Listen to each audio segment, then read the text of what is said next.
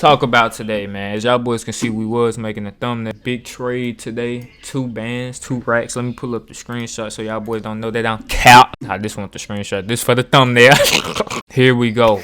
We was up 2 racks. I took the screenshot before we got all the way down. As you can see, I was down 48,439. I was down bad today, but we pushed for new heights, and we got this trade. I'm gonna explain it. Okay, first off, let's go to NQ. The reason I had ES on the other side of my page is because it usually tells me what we are doing on the higher time frame, so I don't have to zoom out and go to NQ going back and forth. ES moves before NQ, so I can look on ES on the higher time frame. If it's going down, usually NQ is gonna be going down right behind it. So first off, like I said in this video that I made earlier this morning, I don't know if I'm gonna post that because I hit this trade, so that trade really X's out itself because this was a great trade. But when you trading, you want to have a good time.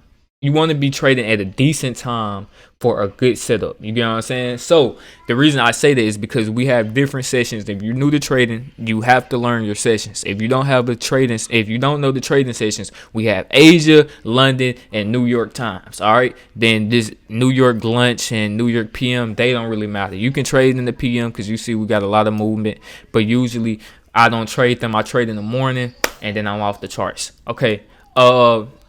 This is what I needed to get my move back because I was losing a lot. I haven't had a big trade in a long time, but after this today, that's exactly what I needed.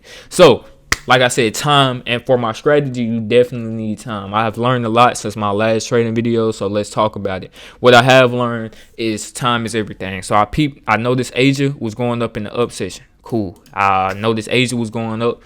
We had an uptrend in Asia. I was like, okay, London is either going to continue that. If London continues that, I know on New York time we're going down. Okay, I know we're going down. And as you can see, I took 2 trades here.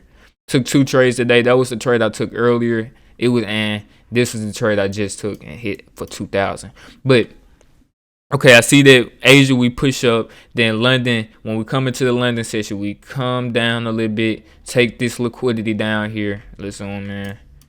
We take this liquidity down here, and once we take this liquidity, we push up and we make new highs, then we come all the way back down and push all the way back up. Okay, so once I see this, right, once I see that, this the prediction I made yesterday when I seen the Asia sessions. I predicted that the market was gonna go up, which it did, and then come back down during New Year. So this was London time. I predicted that Asia and London was gonna continue, and then New York was gonna drop, which we just had a huge drop right here, right as we speak right now, which is crazy. We coming back to these lows. Yeah, so I seen that. Cool. Woke up. When I got home from later that night, it was London session now. It was Asia. Then I woke up early in the morning. I seen London had played out. I missed London, but I was up early enough to look at the pre-market. Pre-market we were climbing. I didn't take no trades during pre-market. I think I did take a trade during pre-market, and I think I lost those trades. But I noticed we had a breaker structure right here. Breaker structure, a market shift change, whatever you want to call it.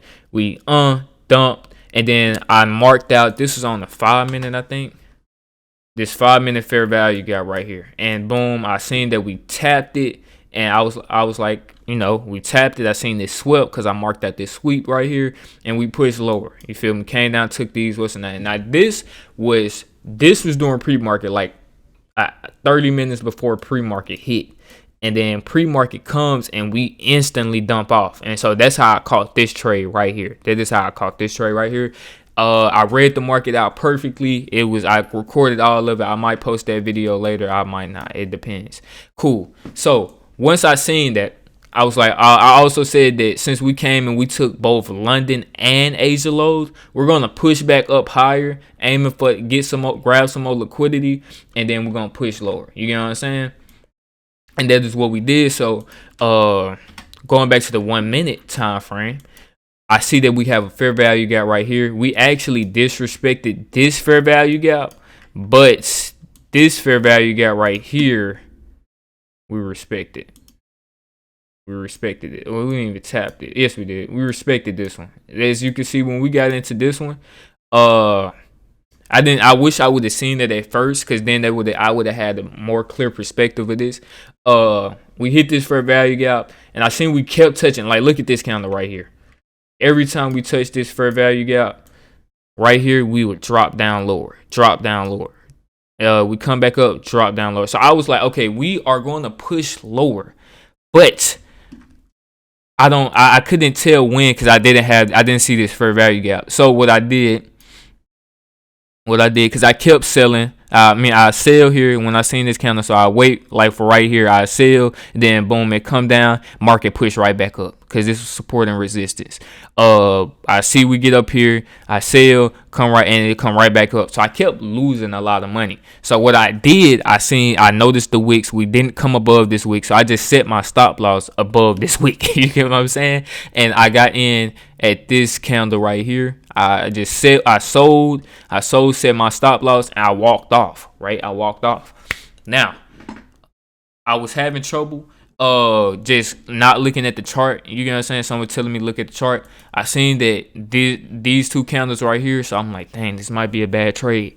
As soon as I say that, boom, market push down. Okay, after I seen that, left my trade alone, and I aim for this bottom liquidity right here, because we already came and swept these highs. You know, we came and swept these highs for liquidity. So if the market, and we was also bearish earlier, if we look at it, was also bearish earlier. See, we came in, came down, distributed, then we manipulated, and we were bearish earlier. So I was like, okay, yeah, we might just be manipulating, grab liquidity, and begin out. We're gonna get out of that this little area and push down lower. And that is what we did. That is why I made these two trades, and it did hit in the span of like 15 minutes. So I made this in I made 2,000 in 15 minutes off of that, and it saved my funded account. I'm gonna be honest, it saved my funded account, because I really thought I was about to lose, but it saved it.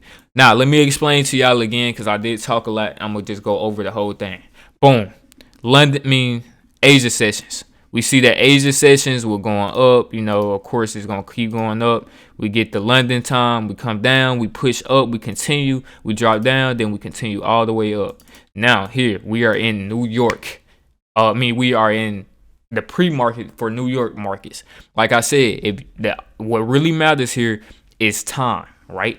It's time. So I knew we was gonna push lower, because we swept. We got a candle that swept right here. We see this candle that swept. Then we came down. We pushed lower, push lower, push lower. And another reason I knew we was gonna push lower, so y'all boys can understand a little bit better, is, see, when we came up right here, we just filled these gaps. All of this liquidity, we just filled these. You know what I'm saying? All of this just got filled. These gaps in here, the gap in the market right here, this big gap, this had to get filled somehow. So that is what Asia and London did. After Asia and London filled this, I knew we was gonna push down. Okay, that is the thing. That is how I got my daily bias for the next day. That is how I got it. I set this for yesterday, last night, when I got off of work, which was around 10 p.m. Central Time, and I seen that this is how we got. That's how I got my daily bias for the next day. Then I woke up, I seen that London continued, and I seen that we swept this high. Cool. I was like, okay, bet. And I seen that we broke structure right here. We swept, came back up. I was like, okay, yeah, I know what we're doing for the market. I had traded NASDAQ too many times not to know what we're doing. Boom, came down. This is New York opening pre-market. This is the opening market candle right here. We open right there. When we open, we dumped. I caught this trade, nice little $600 trade, cool, right? Then I tried to get back in for another sale, multiple sales up here, and I killed all that 600. It wasn't even 600. It was actually 900. I gained 900 with that trade. That whole 900, I ended up losing the 900. I lost like 1,100 right there. So I went down 1,100. Cool. I was like, dang, it's all right. I know my bias is correct. So all I was doing wrong is I was having my stop way too low. Way too tight, and that's why I kept getting stopped out. So I was like, I'm just gonna have my stop up, all the way up here, and boom, we rocket ship. And then once we got down here, I started trailing, and of course, that's how we hit the $2,000 for the day. That is the whole trade. You know, all it is.